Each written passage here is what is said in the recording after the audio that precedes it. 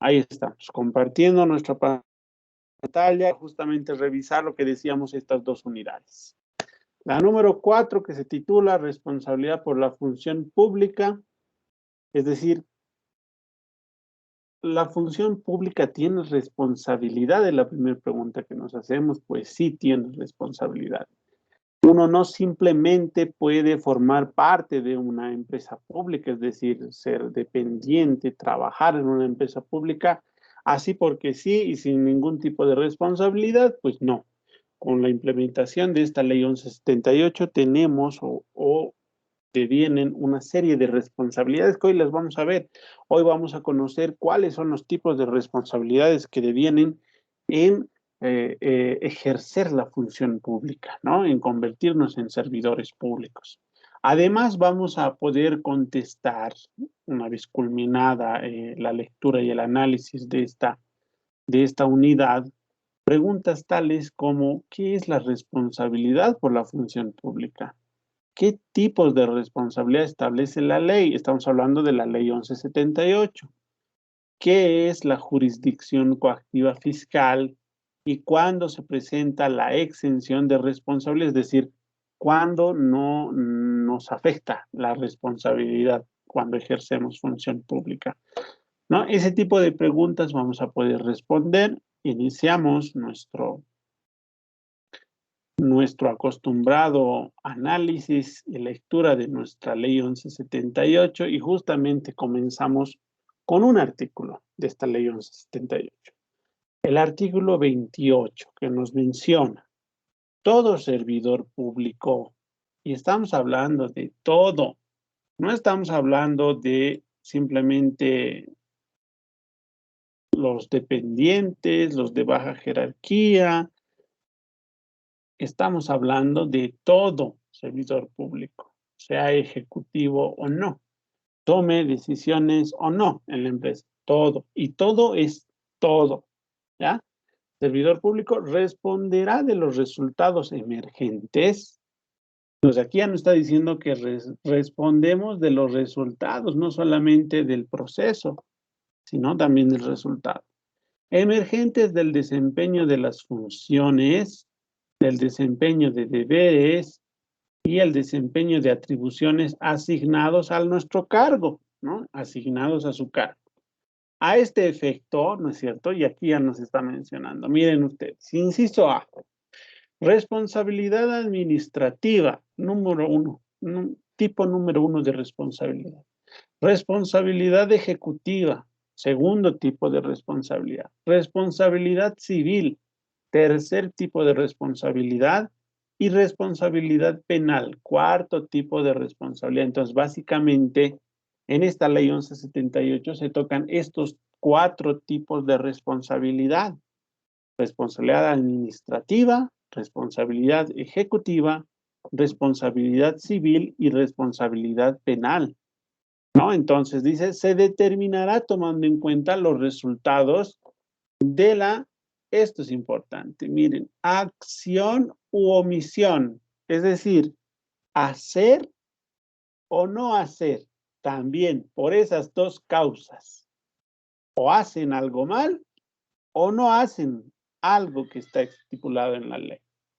Entonces, hay que tener mucho cuidado si uno es funcionario público, porque la responsabilidad, ¿no es cierto?, además de evaluar el proceso, también va a evaluar el resultado, ¿no es cierto?, a través de la acción u omisión, ¿ya? Ahora dice, inciso B, se presume la licitud de las operaciones y actividades realizadas por todo servidor público mientras no se demuestre lo contrario. Es decir, somos inocentes hasta que se demuestre lo contrario. Eso es, ¿no? Se presume la licitud, ¿no? Lícito es válido, legal, como ustedes quieran interpretar, ¿no? Ahora, inciso C, todo servidor público, perdón, en el término servidor público utilizado en la presente ley, en esta ley 1178, se refiere a dignatarios, a funcionarios y a toda otra persona que preste servicios en relación de dependencia, con autoridades estatales, cualquiera sea la fuente de su remuneración. Entonces, si percibimos recursos del Estado, sea de cualquier tipo, nos convertimos en servidores públicos. ¿De acuerdo? Los términos autoridad y ejecutivo se utilizan en la presente ley como sinónimos, es decir, si en la ley van a encontrar ustedes la palabra autoridad o la palabra ejecutivo, se están refiriendo a la misma persona, ¿ya? O a la misma autoridad, en este caso. ¿Ya? Se refieren a los servidores públicos que por su jerarquía y funciones son los principales responsables de la administración de la entidad de la que forman parte. ¿De acuerdo? Entonces, importante este artículo, entonces, para conocer esto de las... Es como un pequeño resumen, ya vamos a ver luego, ¿no? Entonces, a lo que nos tiene acostumbrado esta ley 78 es a hacerlo en forma de preguntas, ¿no es cierto? Primero, una pequeña introducción de la que nos habla este documento y nos dice que el servidor, en el sector público, la responsabilidad del ejercicio de la función pública nace del mandato de la sociedad, ¿no? Nace del mandato que la sociedad otorga a los poderes del Estado. ¿Qué poderes? Legislativo, ejecutivo, judicial y electoral, ¿no es cierto? Para que en su representación administren los recursos públicos persiguiendo el bien común y el interés público. Importante. Ahora, la función pública desde el punto de vista de la responsabilidad tiene una concepción parecida a la de gestión del fideicomiso. Es decir, que los administradores de los órganos y reparticiones del Estado deben rendir cuentas por el manejo de recursos que les han sido confiados por la sociedad.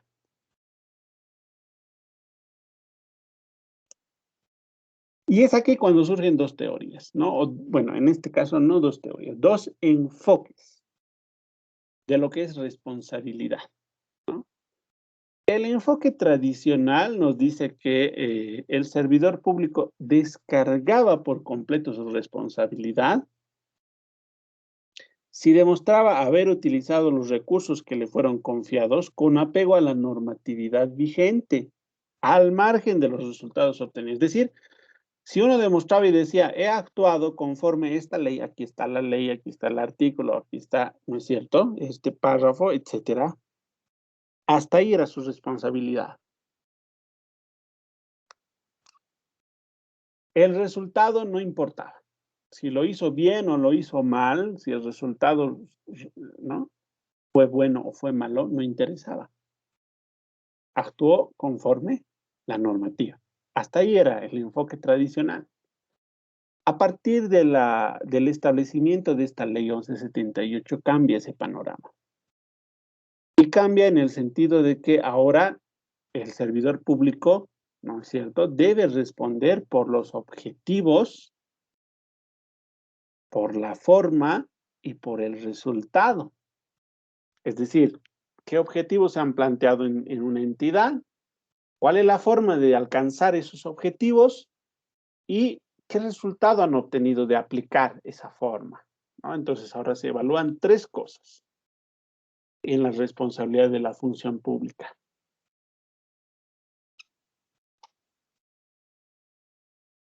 Esta concepción moderna nos dice de responsabilidad, establece que el servidor público debe responder por los objetivos a los que se destinaron los recursos públicos, por la forma, decíamos, y por los resultados de la aplicación, ¿no? Entonces, la responsabilidad ya no se agota con el cumplimiento de la legalidad, ¿no? Entonces, no es suficiente decir, yo he actuado en razón de esta normativa, ¿no? O este reglamento, esta ley, etcétera. Hasta ahí era antes el enfoque tradicional. Ahora no, se le dice, muy bien, usted ha actuado bajo la ley, pero ¿ha cumplido los objetivos? Ahora, si ha cumplido o no ha cumplido los objetivos, ¿cómo ha realizado o cómo ha intentado realizar o cumplir esos objetivos? ¿Cuál es la forma que ha utilizado? Además le dirán, ¿no es cierto?, ¿qué resultados ha obtenido? Buenos, malos, más o menos, por ahí se va, ¿no es cierto? Entonces, todo se le va a evaluar cuando uno ejerce función pública. Mucho ojo. Y aquí tenemos un pequeño cuadro. Un cuadro comparativo que nos habla, justamente este es un ordenador, perdón, este es un organizador gráfico, ya, con lo que nos tenemos acostumbrados en la materia. Habíamos elaborado mapas mentales, mapas conceptuales, cuadros sinópticos, y este cuadro comparativo es uno de ellos también, este cuadro comparativo. Si ustedes se dan cuenta, este cuadro comparativo está distribuido en tres partes. Primera, segunda y tercera, ahí está. Objetivos, forma y resultados. Posteriormente, este cuadro tiene además una subdivisión. En cuanto a los objetivos, ahora sí está comparando antes y a partir de la ley 1178. Antes en la forma y a partir de la ley, y en resultados antes y a partir de la ley 1178. Así está estructurado este cuadro comparativo. Porque ahora se observan esas tres cosas: objetivos, forma y resultado. Muy bien. En cuanto a los objetivos, nos dice antes, los objetivos de las entidades públicas eran aislados e independientes. Los objetivos. A partir de la ley 1178, ¿no es cierto?, reconocen un carácter integral y toman en cuenta además los objetivos y políticas nacionales.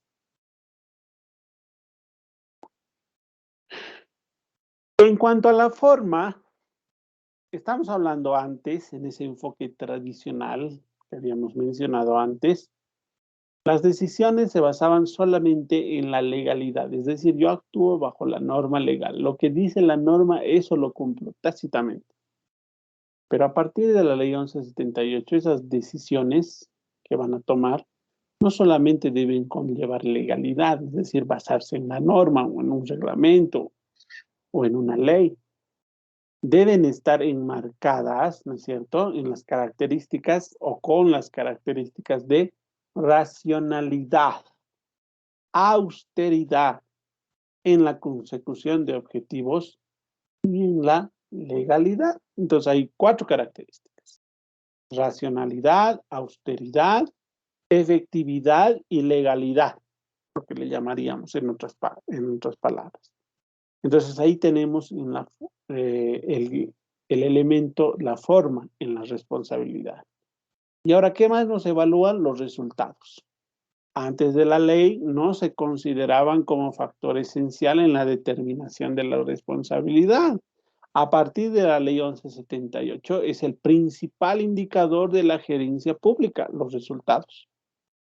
Y además, ¿no es cierto?, estos resultados sean alcanzados con eficacia, que es el logro de objetivos, eficiencia en el menor costo y en el menor tiempo, y economía al menor costo, ¿no es cierto?, de acuerdo con los objetivos previstos. Tres conceptos que no debemos olvidarnos de hoy en adelante: eficacia, eficiencia y economía, que todavía vamos a ver en algunas materias por ahí. En auditoría 1, ¿no?, vamos a ver. En auditoría operativa, que es justamente donde se toca a fondo esta parte de eficacia, eficiencia y economía, y en en auditoría gubernamental también, ¿no? Justamente eso, ¿no? Los resultados deben ser alcanzados con eficacia, con eficiencia y economía, ¿de acuerdo? Pues ahí tenemos ese cuadrito, ¿no? Ojo, para que lo tomen en cuenta. Y empezamos con las acostumbradas preguntas, ¿no? Nos dice, ¿qué es la responsabilidad por la función pública? Primer pregunta, ¿no es cierto? Estamos hablando de responsabilidad por la función pública, pero ¿qué es eso? ¿No? Ahí dice, ¿no es cierto?, nos dice justamente,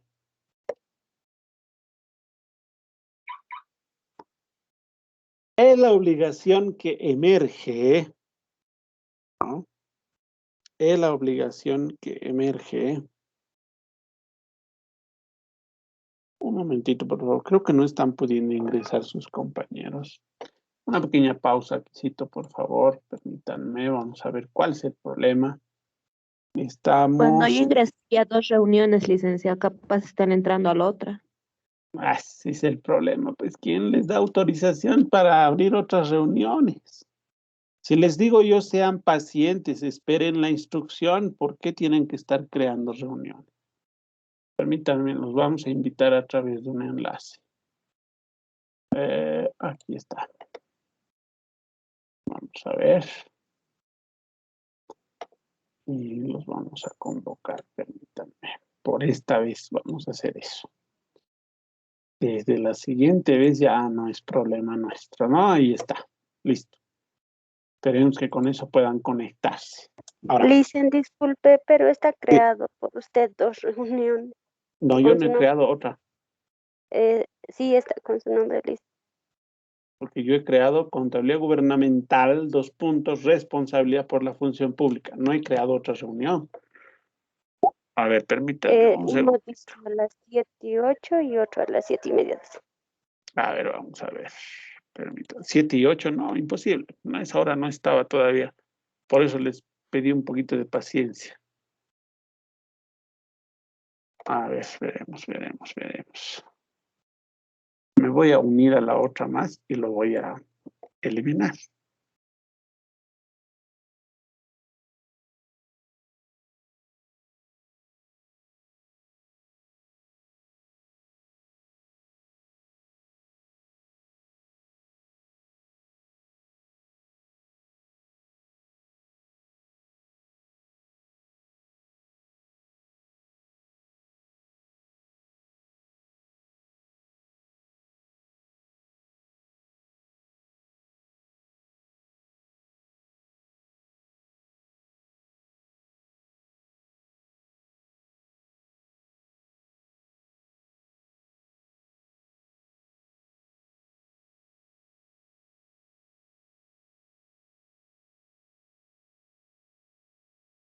Ya, ahora sí, a ver, ¿sí? ¿Se me puede escuchar?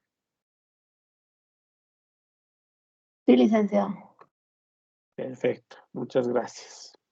Ahí está, esperemos que ya hayan podido conectarse sus compañeros. Sí, estamos con 17, veremos. Ya, continuamos entonces.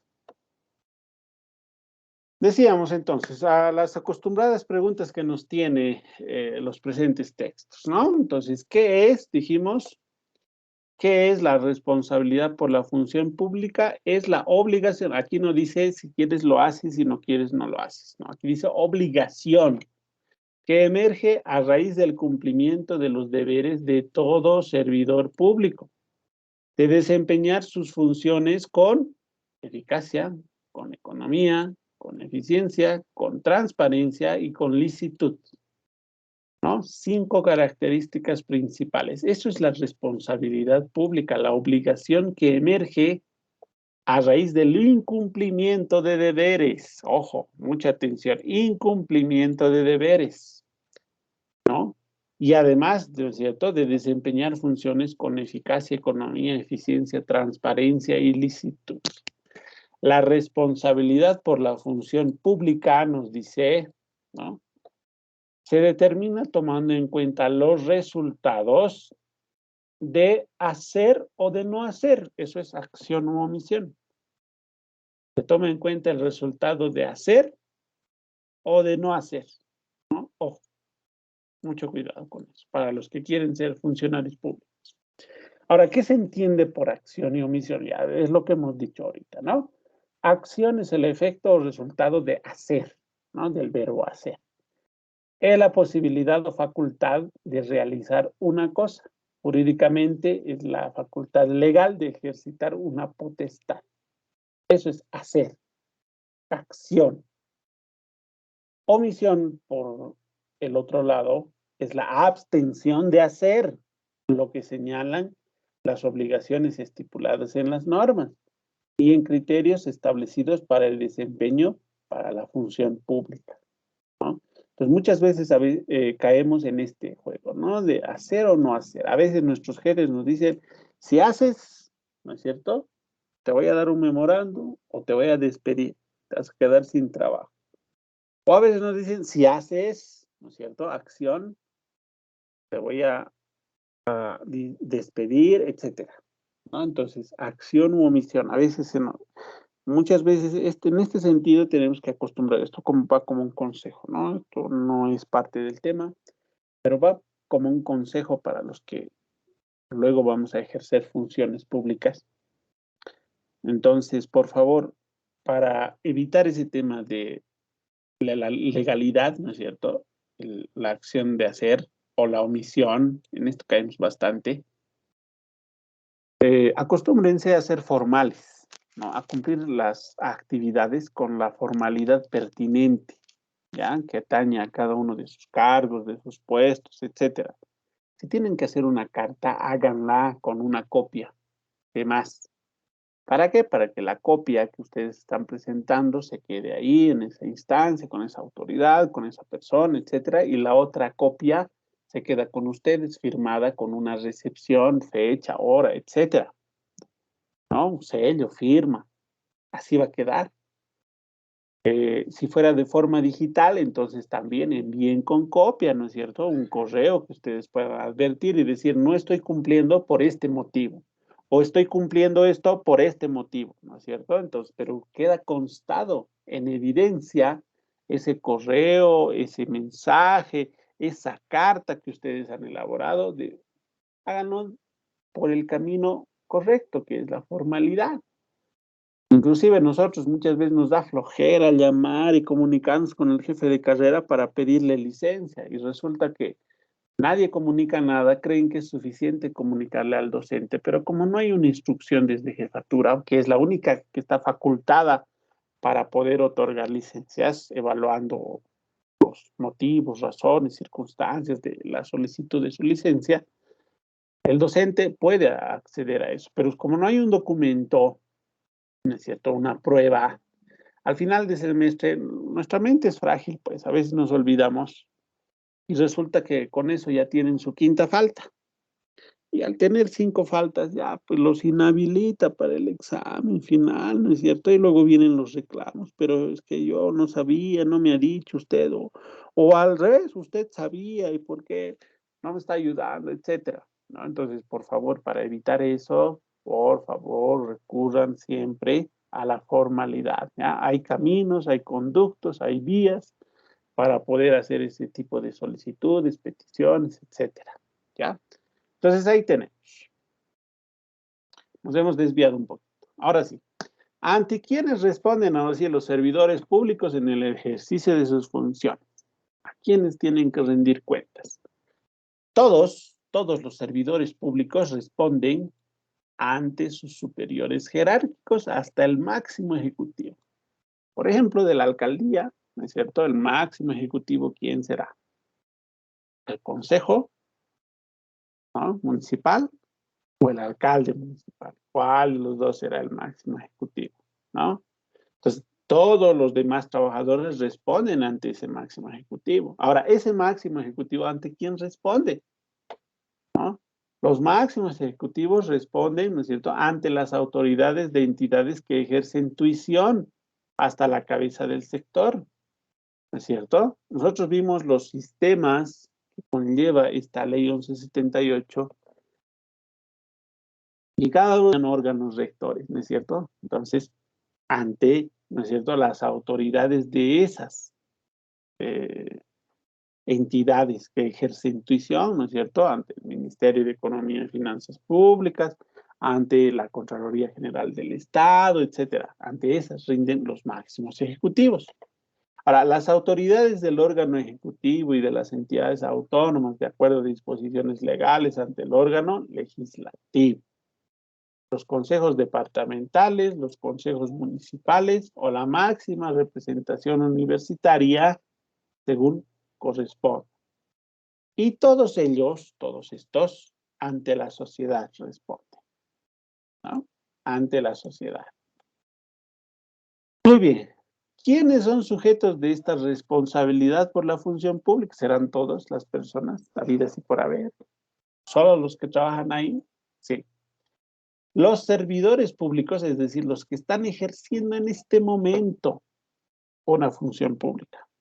Y además los ex servidores públicos, los que hemos ejercido como servidores públicos, también formamos parte o somos sujetos de esta responsabilidad.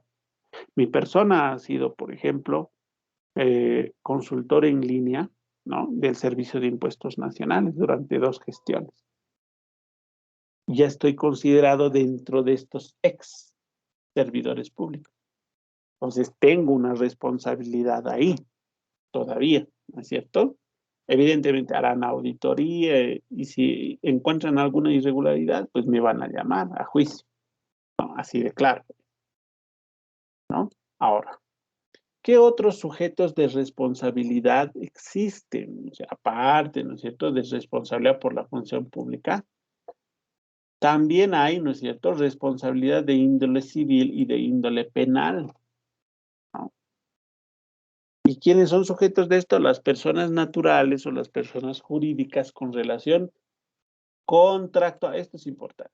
Relación contractual con el Estado. Mil disculpas, se está colgando mi software del marcador. Miren, qué barbaridad. Ya decíamos entonces, las personas naturales o jurídicas con una relación contractual que hayan firmado un contrato, cualquiera sea el tipo de contrato, con una empresa del Estado, ¿no?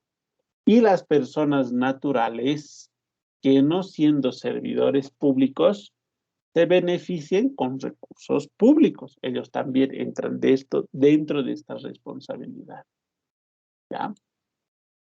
¿Qué aspectos implica la responsabilidad por la función pública? Que todos los servidores públicos son responsables de los informes, son responsables de los documentos que suscriben y del ejercicio de su profesión. De eso son responsables, ¿no? De informes, de documentos y del ejercicio de la profesión. En el caso de profesionales abogados, ¿sí?, encargados del patrocinio legal del sector público, son responsables cuando la tramitación de la causa que realicen con vicios procedimentales o cuando los recursos se declaren improcedentes por aspectos formales, es decir, han hecho su trabajo, pero por ahí han cometido algún error y por eso se les viene abajo el caso, ¿no? Entonces, esos también son responsables de eso, ¿ya? ¿Qué obligaciones existe acerca de la información para fines de control posterior? Todo servidor público y además todo ex servidor público está en la obligación de exhibir la documentación o información para el examen de auditoría interna o para el examen de auditoría externa. Las personas privadas con relaciones contractuales con el Estado, sujetas a control posterior, deben exhibir, mostrar, ¿no es cierto?, la documentación o información pertinente. Y tercero, para fines de control posterior, las autoridades de las entidades del sector público deben asegurar que los ex servidores tengan acceso a la documentación que requieran. Por ejemplo, están haciendo una auditoría y resulta que han encontrado alguna irregularidad y nos dicen en su informe usted ha dicho que lo que yo hacía, por ejemplo, en impuestos, trabajaba como auditor, fiscalizador. Pues, emitía varios informes de las personas que deben impuestos, se les abría un caso, se les cerraba justamente con la emisión de un informe. Pues en ese informe han encontrado alguna irregularidad y me dicen, a ver, señor Romel Caballero, usted en este informe de este caso, de este contribuyente, ha dicho lo siguiente, punto. Por favor, ¿no es cierto?, ¿por qué motivo ha puesto eso en su informe, no? Entonces, evidentemente, todos los documentos que he emitido en esa época, las carpetas de los sujetos pasivos a los que les he realizado la auditoría, se han quedado ahí en impuestos. Entonces, yo no tengo en mi poder eso, en físico, ¿no? En digital, algunas cosas se me han permitido sacar de ahí, otras no, porque evidentemente esa información es confidencial. Y en nuestro contrato hay una cláusula que nos dice sobre la confidencialidad de esa información. y que además todo documento que yo vaya a crear o que se me otorgue ahí en la empresa, se tiene que quedar ahí en la empresa, ¿no? Con un inventario inclusive, ¿no? Entonces, no están en mi poder. Entonces, me están llamando a juicio y me están diciendo, ¿por qué has colocado en eso? Mi mente es frágil, no me voy a acordar todo lo que he puesto en mi informe, ¿no es cierto? Entonces, ¿qué necesito? Dirigirme a esa entidad de la que soy ex servidor público y pedir el acceso para otorgarme, para que me otorguen por lo menos, o pueda sacarme yo una fotocopia, etcétera. Evidentemente ellos tomarán sus recaudos y lo harán en presencia de otro funcionario, si yo saco la fotocopia o ellos me lo sacarán, etcétera, ¿no? Hay los caminos, pero esa es la obligación de las autoridades, de las entidades del sector público. Que nosotros como ex servidores, y en el caso de necesitarlo, tengamos acceso a la documentación que requerimos y ya, ¿no? Ojo. Tipos de responsabilidad. Ahora sí, aquí está lo importante, lo que decíamos, ya, aunque ya lo vimos en ese artículo de la ley 1178, ¿no? ¿Qué tipos de responsabilidad contempla la ley? Estos cuatro. Responsabilidad administrativa, responsabilidad ejecutiva, responsabilidad civil y responsabilidad penal, ¿no? Cuatro. Se empiezan a definir una por una. ¿Cuándo la responsabilidad es administrativa? Simplemente. Cuando el servidor público en el ejercicio de sus funciones incurre en una acción u omisión que contraviene el ordenamiento jurídico administrativo. Pucha, ahorita vamos a ver qué cosa significa ordenamiento jurídico administrativo. Y las normas que regulan la conducta funcionaria del servidor público. Por tanto, es de naturaleza disciplinaria. Tiene que ver con la disciplina, esta responsabilidad, ¿ya? Esta acción u omisión. ¿Cómo está constituido el ordenamiento jurídico administrativo? Es decir, todo esto, ¿no? Contraviene todo este ordenamiento jurídico administrativo. Ahora, ¿qué será el ordenamiento jurídico administrativo? Está constituido por disposiciones legales atinentes a la administración pública y vigentes en el país al momento en que se realizó el acto u omisión. El ordenamiento normativo en nuestro país lo constituyen la Constitución Política del Estado, las leyes, las disposiciones reglamentarias que emanan del órgano ejecutivo, como ser decretos supremos, resoluciones supremas, resoluciones multiministeriales, biministeriales, ministeriales y administrativas. Ese es el ordenamiento jurídico administrativo. ¿Cuáles son las normas que regulan la conducta funcionaria? Estas normas son de carácter general y específico. Las de carácter general son el estatuto del funcionario público, porque sí hay. Las previstas en las leyes, nos dice, ¿no es cierto? Las previstas en las leyes. Dame un segundito. Las dictadas por el órgano rector del Sistema de Administración de Personal, del SAP, ¿no? Las que se aplican para el ejercicio de las profesiones en el sector público y los códigos de ética profesional. Esas son las normas generales.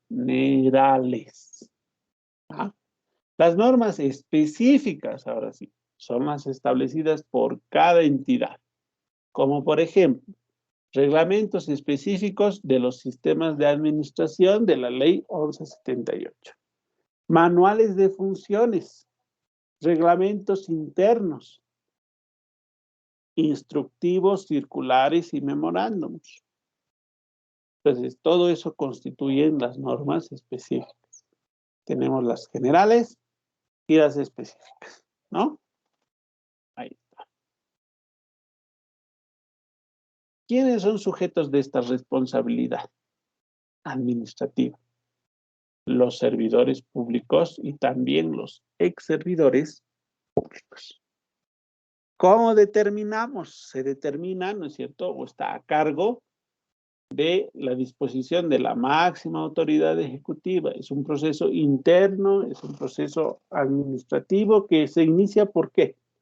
Por una denuncia por parte de cualquier servidor público, inicia de oficio, por dictamen de responsabilidad administrativa o por informe de auditoría especial. Por esos motivos se determina la responsabilidad administrativa. ¿Cuáles son las sanciones previstas? Ahora sí veremos esta parte. Es decir, si somos encontrados con esta responsabilidad administrativa, hay dos caminos, ¿no? Hay dos tipos de sanciones. La primera, para los servidores públicos en ejercicio actual de funciones, ¿no? Multa desde un 20% de la remuneración mensual, ¿no? Suspensión desde un máximo de 30 días. Suspender, imaginen. O la destitución. Y para los ex servidores públicos, ¿no es cierto?, se deja registro y constancia de su responsabilidad para contar con un precedente de su desempeño en la entidad. ¿Ya? Entonces ahí tenemos para los ex servidores públicos. Ahora, el otro tipo de responsabilidad, cuando la responsabilidad es ejecutiva, ¿cuándo? Cuando la autoridad o ejecutivo, ahí estamos hablando ya no de todo servidor público, sino aquí estamos hablando de autoridad o de ejecutivo, esos dos puestos. Cuando la autoridad o ejecutivo ha incumplido en obligaciones expresamente señaladas en la ley o cuando su gestión ha sido deficiente o negligente. Por esos motivos, la responsabilidad es ejecutiva. ¿Cuáles son las obligaciones del ejecutivo señaladas por ley? Y ahí está, rendir cuentas no solo de los objetos, sino también de la forma y resultados de su aplicación. Responder de los resultados emergentes del desempeño de las funciones, de los deberes, de las atribuciones inherentes al cargo, ¿no?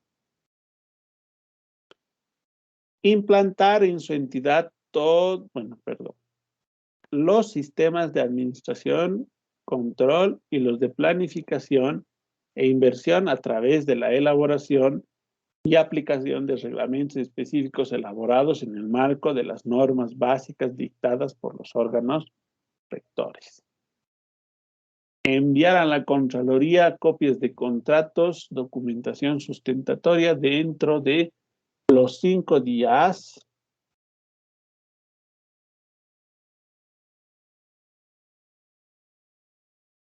después de haber sido perfeccionados. Entregar a la entidad que ejerce tuición, ¿cierto?, y a la Contaduría General del Estado, hasta los 3 meses de concluido el ejercicio fiscal, los estados financieros y el informe del auditor interno. Eso. Esas son las obligaciones.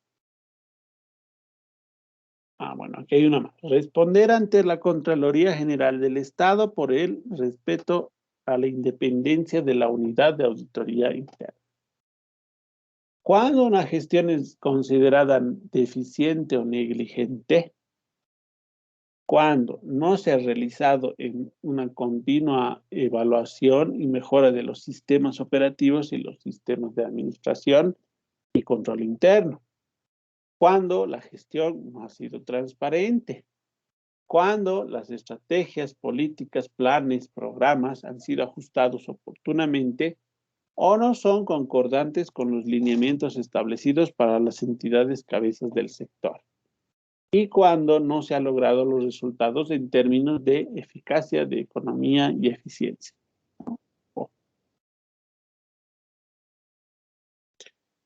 ¿Quiénes son sujetos de estas responsabilidades? Es decir, de la responsabilidad ejecutiva. El máximo ejecutivo de la entidad, la dirección colegiada, si la hubiere, o ambos, y los ex ejecutivos. Es decir, no significa que en un puesto he estado como gerente, luego me destituyen y continúo en otro puesto, ¿no es cierto? Entonces, decir, no, yo a partir de este momento recién voy a responder. Lo que he hecho antes, no. Entonces, para los ex ejecutivos, ¿no? Ojo, tienen todavía responsabilidad ejecutiva. ¿Cuáles son las sanciones, no? Suspensión o destitución del ejecutivo principal. Y eso no significa que Como ya le han despedido, ya hasta ahí se lavó las manos como Poncio Pilatos y listo, no hay más responsabilidad. No, no significa eso. Ya, todavía hay responsabilidad. El tercer tipo de responsabilidad es responsabilidad civil, cuando la acción o omisión del servidor público y de las personas naturales o jurídicas privadas causen daño al Estado. Eje, permítanme, perdón, que además sea valuable en dinero. ¿Ya? Para efectos de esa determinación se debe considerar los siguientes preceptos. Es civilmente responsable el superior jerárquico que hubiere autorizado el uso indebido de los bienes, servicios y recursos del Estado. Es civilmente responsable el superior jerárquico cuando el uso indebido fue posibilitado por las deficiencias de los sistemas de administración y control internos implantados en la entidad. Cuando se incurren en la responsabilidad de las personas naturales o jurídicas que no siendo servidores públicos se beneficien indebidamente con recursos públicos o causen daño al patrimonio de las entidades del Estado. Y cuando varias personas resulten responsables del mismo acto o hecho que cause daño al Estado, y en ese caso van a ser solidariamente responsables. Muy bien. Ahora, ¿quiénes son sujetos de responsabilidad civil? Los servidores públicos, ex servidores públicos, personas naturales o jurídicas. ¿Quién determina? Un juez competente o un juez en materia civil. ¿Ya? ¿Para quienes se interpone demandas, no es cierto? Contra los servidores públicos, contra los entes de derecho público, contra personas naturales o jurídicas que hayan suscrito contratos administrativos, para los cuales se determinen responsabilidades civiles y personas que se beneficien, ¿no es cierto?, debidamente con recursos públicos, fueren causantes del daño al patrimonio del Estado. ¿Cuál es el monto o el monto pagado del daño civil puede ser actualizado? Sí. Si el juez o tribunal que conozca la causa al momento de pago actualizará el monto considerando los parámetros del Banco Central de Bolivia, que se aplica en el mantenimiento de valor de los activos financieros en moneda nacional. ¿Qué cuestiones no corresponden a la jurisdicción coactiva fiscal? No corresponden las situaciones o las cuestiones civiles no contempladas en la definición y las de carácter penal, comercial o tributario. Además, a la jurisdicción ordinaria y tributaria y aquellas otras que, aunque relacionadas con actos de la administración pública, se atribuyen por ley otras jurisdicciones. ¿El pago del daño lo realiza la entidad estatal? Sí, lo va a realizar la entidad estatal, pero, no, hay un pero. La entidad estatal condenada judicialmente al pago de daños repetirá este acto contra la voluntad que resultare responsable de los actos o hechos que motivaron la transacción. ¿Qué señala la Constitución Política del Estado como reparación patrimonial de daños y perjuicios? ¿No? Deberá, señala que en el caso de que el Estado sea condenado a la reparación patrimonial de daños y perjuicios, deberá interponer la acción de repetición contra la autoridad o servidor público responsable de la acción o omisión que provocó el daño. ¿No? Entonces, estos daños y perjuicios los responden, ¿no es cierto?, las entidades, ¿no es cierto?, y ellos elaboran o efectúan una acción de repetición, ¿no?, contra los verdaderos culpables. Responsabilidad penal. ¿Cuándo la responsabilidad es penal? Cuando la acción o omisión del servidor público y de los participantes se encuentra tipificada como delito en el Código Penal. Pues si hay algo que está tipificada como delito, en el Código Penal, entonces en ese momento se da la responsabilidad penal aquí. ¿Quiénes son sujetos? Los servidores públicos y los particulares. ¿Quién determina la responsabilidad penal? El juez en materia penal. ¿Cuáles son las sanciones previstas? Las contempladas para cada delito en el Código Penal. En general consisten en la privación de libertad. Mucho ojo. Número 4, la exención, ¿no es cierto? ¿Cuándo existe exención de los 3 tipos de responsabilidad? Cuando se compruebe que la decisión gerencial hubiese sido tomada en procura de un mayor beneficio y resguardo de los bienes de la entidad, considerando los riesgos de la propia operación y las circunstancias integrantes en el momento de la decisión, o cuando situaciones de fuerza mayor incidieron en el resultado final de la operación. ¿En qué consiste el principio de prueba de decisión gerencial que exige la exención de responsabilidad? ¿No es cierto? Para su aplicación, el servidor público, en forma previa, en forma paralela o inmediatamente después de tomar la decisión, debe presentar a su superior jerárquico, a los máximos ejecutivos de su entidad y a las autoridades de la entidad en la que ejercen prisión, y un informe que justifique, demuestre la decisión, ¿no? Que la decisión fue tomada. ¿Para qué? Para lograr mayor beneficio, como solución o alternativa, y para neutralizar los efectos de la fuerza mayor. Para eso, ¿no? Entonces, ahí tienen ustedes un pequeño resumen importante, ojo. Alguna vez fue pregunta de examen. Tenemos el tipo de responsabilidad administrativa, ejecutiva, civil y penal. La naturaleza, es decir, ¿qué origina esta responsabilidad? Sujeto los servidores públicos y los ex servidores públicos de esta administrativa, determinación, la sanción y a los cuántos años prescribe, ¿no? Ojo, este cuadrito es bastante importante para que lo puedan leer ustedes y ahí está en el pequeño resumen. Tiene una actividad de autoevaluación esta unidad, ¿no? Entonces necesito que respondan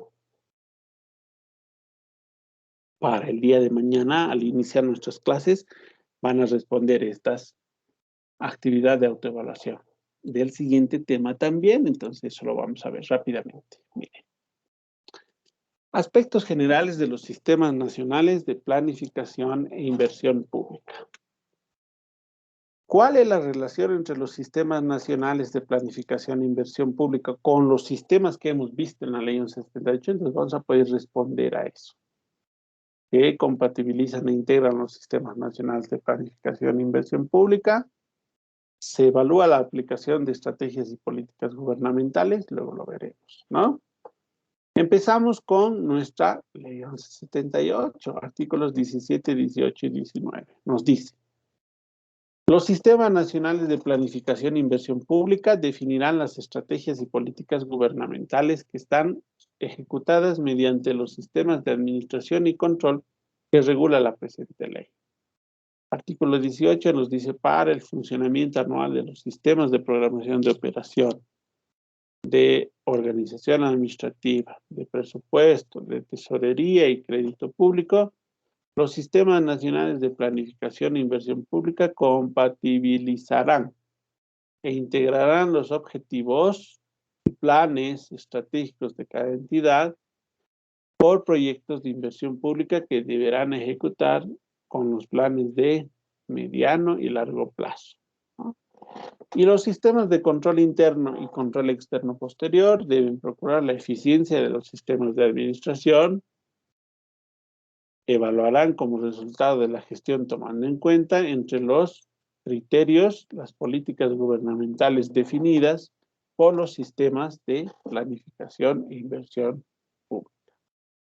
Ahora, ¿qué será el Sistema Nacional de Planificación? Es un conjunto de procesos que se expresa en normas y procedimientos de cumplimiento general, que de orden político, de orden técnico y de orden administrativo, ¿no? Que establece la forma, los mecanismos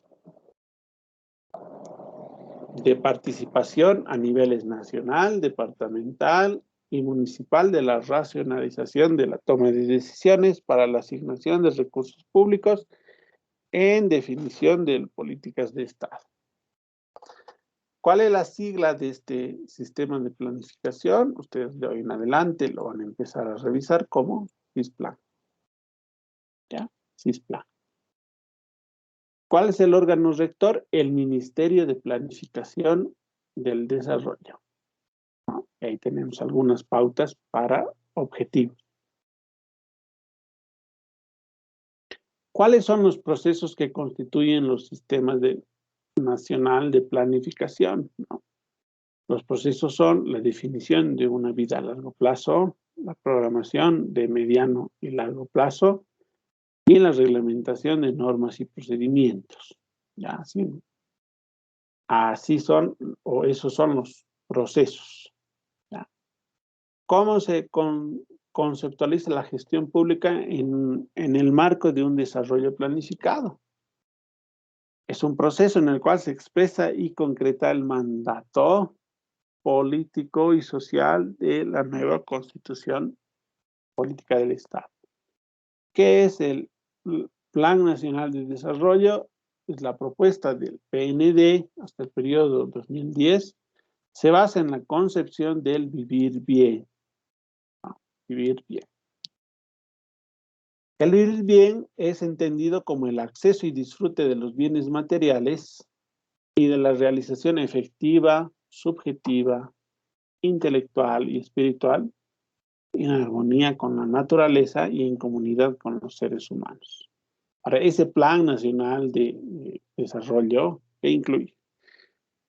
¿Qué áreas? Bolivia digna, Bolivia productiva, Bolivia soberana y Bolivia democrática.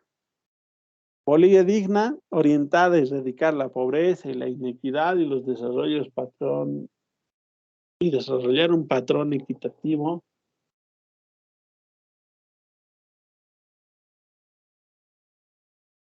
de distribución y o redistribución del ingreso, riqueza y las oportunidades. Esto a través de una estrategia social comunitaria. Segundo, una Bolivia productiva, orientada a transformar y buscar cambios integrados y diversificación en la matriz productiva, generando intereses, ingreso y empleo. Esta es una estrategia económica productiva. Bolivia soberana, que es la otra área. Pues ahí tenemos interrelación con el mundo de nuestra identidad, de autodeterminación y soberanía, que es una estrategia de relacionamiento internacional. Y una Bolivia democrática, orientada a construir una sociedad y un Estado plurinacional y social comunitario. Permítanme. Ahora sí. ¿Cuáles son los sistemas con los que se relaciona este SISPLAN? Sistema de inversión pública, sistema de programación de operaciones y sistema de presupuesto. ¿Qué es el Sistema Nacional de Inversión Pública? Es igual también el conjunto de procedimientos, técnicas comunes para todas las utilidades del sector público para formular, evaluar, priorizar, financiar y ejecutar los proyectos de inversión pública.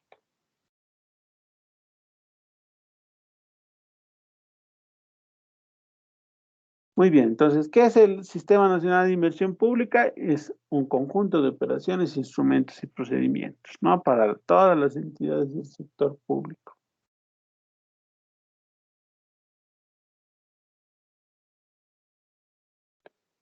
¿Cuál es la sigla del Sistema Nacional de Inversión Pública? SNIP. Así como estornudo, ¿no es cierto? SNIP. ¿Cuál es el órgano rector de este SNIP? El Ministerio de Planificación del Desarrollo, ¿no? Del SISPLAN y del SNIP. ¿Cuáles son los objetivos de inversión pública? Lograr eficiente administración y asignación de recursos públicos, establecer metodologías, parámetros y criterios para formular, establecer procedimientos del acceso a los proyectos de inversión pública, establecer procedimientos con el cofinanciamiento de proyectos, ¿no? Y aguardar la disponibilidad de información actualizada, oportuna, confiable sobre la inversión aplicada. Ahora sí, ¿cuáles son los sistemas de la ley 1138 con los que se relaciona este sistema nacional de inversión pública? Con el Sistema Nacional de Planificación, con el Sistema de Programación de Operaciones, con el Sistema de Presupuesto, con el Sistema de Administración de Bienes y Servicios, con el Sistema de Tesorería y Crédito Público y con los sistemas de contabilidad integrada.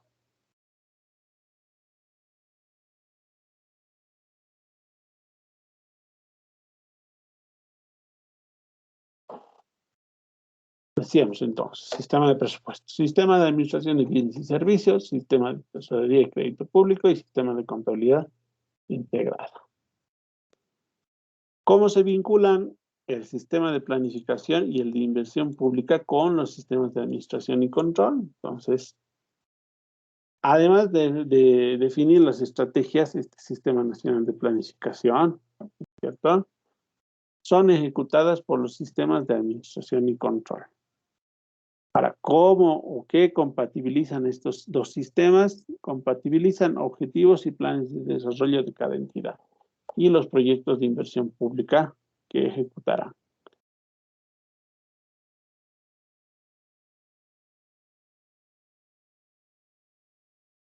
Muy bien.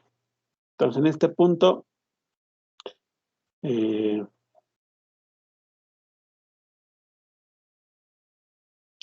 ¿se evalúa la aplicación de las estrategias y políticas gubernamentales? Sí, los sistemas de control interno y control externo posterior, además de procurar la eficiencia de los sistemas de administración, evaluarán el resultado de la gestión tomando en cuenta, entre otros criterios, las estrategias y políticas gubernamentales definidas por los sistemas nacionales de planificación e inversión pública. ¿Ya? Y ahí tienen ustedes un pequeño resumen, es plan, y la evaluación, que como siempre también me la van a entregar hasta el día de mañana al iniciar nuestras clases por la plataforma Zoom. ¿De acuerdo? Está bien, licenciado. Bien, entonces, de esa forma hemos concluido nuestra sesión. Inmediatamente yo les voy a adjuntar los dos archivos que hemos revisado el día de hoy y la actividad de responder las autoevaluaciones hasta el día de mañana, 19:00. Por favor, tomen en cuenta. Que pasen un buen resto de jornada, estimados. Licen, al núcleo no nos van a subir, ¿no? Sí, al grupo nomás. ¿Al grupo o al Moodle? No, al grupo de WhatsApp. Ah, ya. ¿Ya? Listo. De acuerdo. Listo. Que pasen un buen resto de jornada, entonces. Hasta Está bien, luego. licenciado.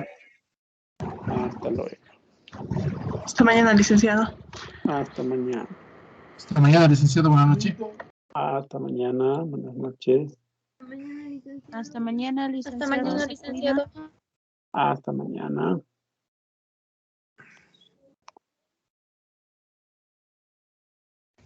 Hasta mañana, licenciado. Hasta mañana. Sí.